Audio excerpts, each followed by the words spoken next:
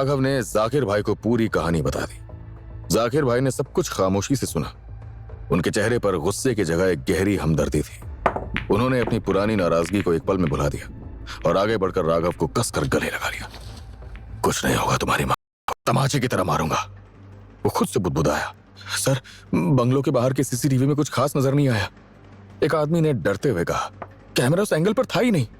लेकिन सर एक चीज है। दूसरे ने कहा, एक ही कार पिछले 3-4 दिन से उस गली के कोने में बार बार खड़ी देखी गई है। विवान की आंखों में एक खूनी चमक आई और वो बोला, पता लगाओ ये कार किसकी है। उधर हॉस्पिटल की कैंटीन में चाय की भाप और दवाइयों की महक घुली हुई थी। महेश एक कोने में अकेले बैठे थे। चाय का कप उनके हाथों में कांप रहा था। तभी एक साया उनके सामने आकर खड़ा हुआ। वो जाकिर भाई थे। महेश ने उन्हें देखते ही पहचान लिया और बोले, आप?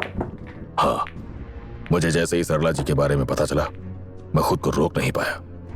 जाकिर भाई ने उनके सामने वाली चेयर पर बैठते हुए कहा।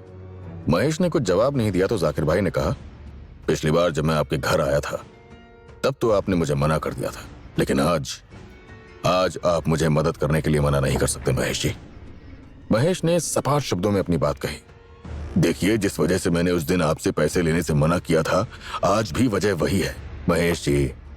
जाकिर भाई ने अपनी आवाज में एक अजीब सी नरमी घोलते हुए कहा, मैं कसम खाकर कहता हूं, मेरे पास जो पैसा है उसमें एक भी रुपया बेईमानी का नहीं है, सब ईमानदारी का है। जैसे आप मेहनत से कमाते हैं वैसे ही मैं भी कमाता हूं। महेश ने जाकिर भाई को घूरते हुए जवाब दिया, मुझे अच्छे से पता है कि आरव किसके साथ और कैसा काम करता था।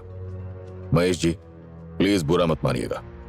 जाकिर भाई ने एक गहरी सांस ली और बोले, लेकिन सच कहूं तो आप कभी अपने बेटे आरव को समझ ही नहीं। बाप को हरा दिया और वो जाकिर भाई से मदद लेने के लिए मान गए।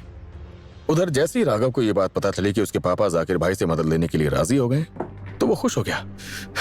थैंक गॉड, पापा मान गए, अब माँ का इलाज अच्छे से हो जाएगा। राघव ने इतना कहा और सोफे पर आराम से बैठ गया कि तभी उसकी नजर सेंटर टेबल पर पड़े एक व्हाइट एनवलप